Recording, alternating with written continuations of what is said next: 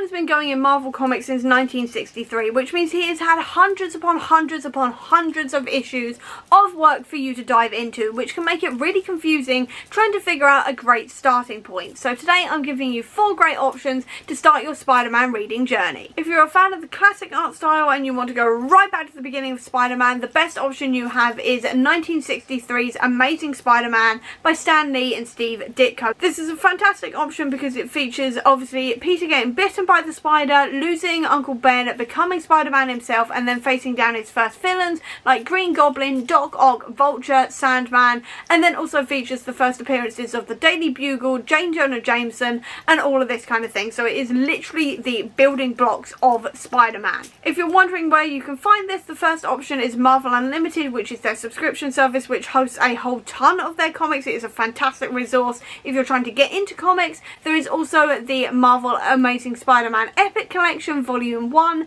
which features the first, I think it is 12 to 15 issues of that original Spider-Man run, and then with every volume it collects the next set of issues in that run going all the way forward. I will say with the Epic Collection you do have one problem in the sense that Marvel are releasing them out of volume order, which just means that you can sometimes get up to volume 5 and then it will jump to volume 9 and you've got to wait a really long time for them to actually fill in those volumes. So it is not the greatest option in the world, but it is definitely an option if you want to go down that route.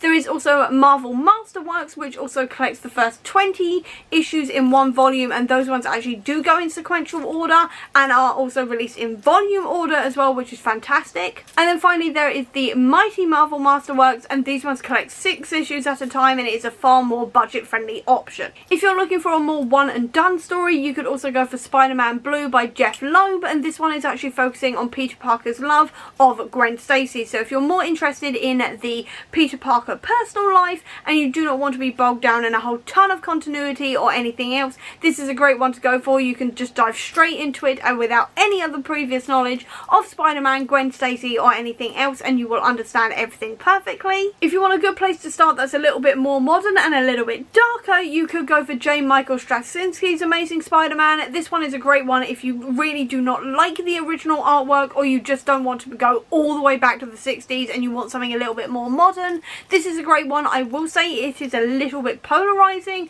between readers, and some people really love it, some people really hate it, but it is definitely worth a try, especially if you love those darker stories, because this one is definitely a darker take on the character. And finally, if you want a more modern take on Peter Parker's origin story and watch him learn how to become Spider-Man and everything else, you could also go for Ultimate Spider-Man by Brian Michael Bendis. This is a fantastic one to go for if you want the foundations of Spider-Man without being bogged down in 60 years worth of comics as well as events and everything else tying into everything, because this is set in the Ultimate Universe, and the Ultimate Universe was essentially created for new readers and for them to get these foundations in all of these characters without having to go right back to the beginning, right back to the 60s, the 70s and everything else when these characters first turned up.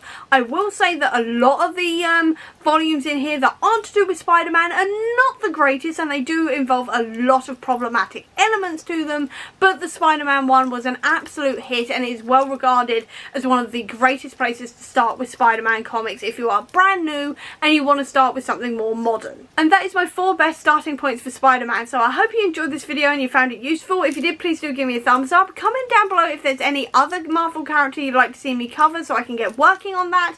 I'll also leave a link as well down below to all my social media if you want to check it out, including to the Comic Book Sanctum, which is my website dedicated to Marvel Comics, which is filled with starting points guides, character profiles, as well as things like reading orders, explainers, and everything to do with the Marvel Universe that you could possibly wish. All of that will be linked down below. Or if you just want to see any more of my comic book content and explainers and things like this, please click subscribe here, and over here will be the link to my previous video. But till next time everyone, bye!